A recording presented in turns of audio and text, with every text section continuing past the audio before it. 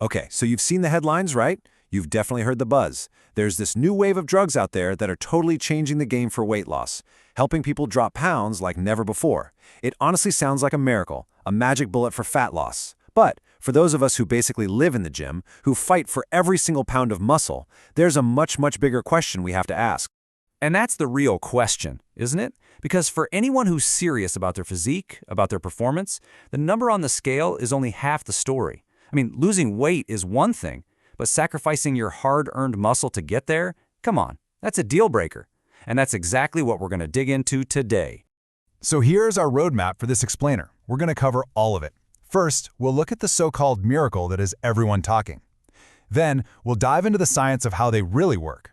From there, we'll pull back the curtain on the hidden costs and the #1 threat to your muscle. But we're not going to leave you hanging. We'll lay out a concrete battle plan to fight back before we give our final verdict for anyone who takes their training seriously. All right, let's start with the miracle itself. We're talking about a class of drugs called GLP-1 receptor agonists. You've probably heard of them by their brand names, like Ozempic or Wegovy. They were actually made to treat type 2 diabetes, but they have absolutely exploded onto the scene as, well, arguably the most effective weight loss drugs we've ever seen. And the numbers, they're just staggering. We are not talking about a few pounds here and there.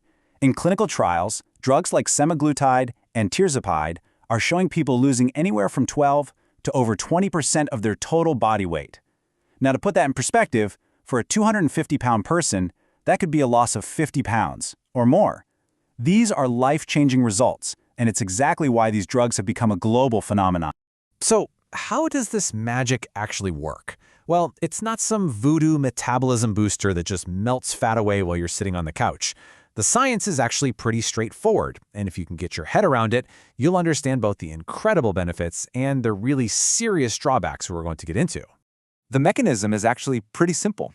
At its core, these drugs do two main things. First, they copy a hormone in your gut called GLP-1. This hormone's job is to talk to your brain and basically say, hey, we're good down here. You can stop eating now. So for a lot of people, that constant food noise in their head just vanishes. Second, it physically slows down how fast your stomach empties. That means the food you eat just sits in your stomach longer. It's a powerful 1-2 punch. Your brain thinks you're full, and your stomach is physically full for longer. And it's really important to get this. The benefits go way beyond just looking good. The landmark SELECT trial was a huge deal. It showed that for people who were overweight but not diabetic, these drugs cut the risk of heart attack, stroke, and cardiovascular death by a whopping 20%. So these are legit, powerful medications with proven life-saving health benefits. Okay, we've seen the miracle. Now let's talk about the price. Because with that kind of power comes, well, a list of some pretty gnarly side effects. The marketing, yeah, it focuses on the before and after pictures, but it's absolutely crucial to understand what might be going on behind the scenes. And if you look at the data from a major trial, these side effects are not rare, not at all. We're talking about a huge portion of users. See that number for nausea? 44%, almost half the people in the trial. Nearly a third had to deal with diarrhea. I mean, think about that. How are you supposed to hit a new PR on deadlifts when you feel like that? For a lot of people, these aren't just minor annoyances, they're training killers. And it's not just about feeling sick to your stomach. The research shows a higher risk for more serious issues. We're talking about painful gallstones and pancreatitis, which is a dangerous inflammation of the pancreas. And in some rare cases, that stomach-slowing thing we talked about, it goes way too far and leads to a condition called gastroparesis, literally stomach paralysis, where your whole digestive system becomes one big traffic jam. It's a serious deal. All right, now we get to the main event. The reason you're actually here. For anyone who measures their progress in plates on the bar or the definition in the mirror, this is, without a doubt, the most important part of this explainer. Forget the scale for a second. Let's talk about the quality of the weight you're losing. I just want you to look at this number, 40%. Just let that sink in for a second, because this is the one stat that should make every single person dedicated to strength and fitness just stop and pay very, very close attention. That number, 40%, that's the amount of the total weight you lose that can come from your lean body mass. We're talking about your muscle, your engine, the very tissue you've spent years in the gym building, one agonizing rep at a time. Up to 40% of the weight coming off isn't fat, it's the very thing you've worked so hard for. And this chart makes it crystal clear. This is not some abstract fear. It's a documented reality from that big trial. On average, people lost about 8.3 kilos of fat. That's great. But they also lost 5.3 kilos of lean mass. That's almost 12 pounds of muscle and other vital tissue. Just gone. When you do the math, it comes out to nearly 39% of the total weight lost. It's right there in the data. This kind of rapid, significant muscle loss has a name, sarcopenia. And it is the enemy of every single lifter and athlete. It's not just about looking smaller or less defined. It's about losing functional strength, slowing down your metabolism, and just becoming physically weaker. Think of it like a performance car. Yeah, you can make it lighter by taking out the seats, but if you start yanking out parts of the engine to save weight, you're not making it faster, you're just making it weaker. Okay, so that was the bad news. And yeah, it can be pretty disheartening. But this is not a death sentence for your gains. Now that we understand the enemy, we can create a battle plan. This isn't about giving up, it's about getting smart. You absolutely can fight back and protect your muscle, but you have to be strategic about it. So here it is, your 3-point defense plan, your counteroffensive pulled straight from the research. Number 1, protein. It is non-negotiable. With your appetite suppressed, you have to make it priority number 1. That 1.2 to 1.6 grams per kilo, that's your minimum. Every meal starts with protein. Number 2, resistance training. You have to give your muscles a reason to stick around.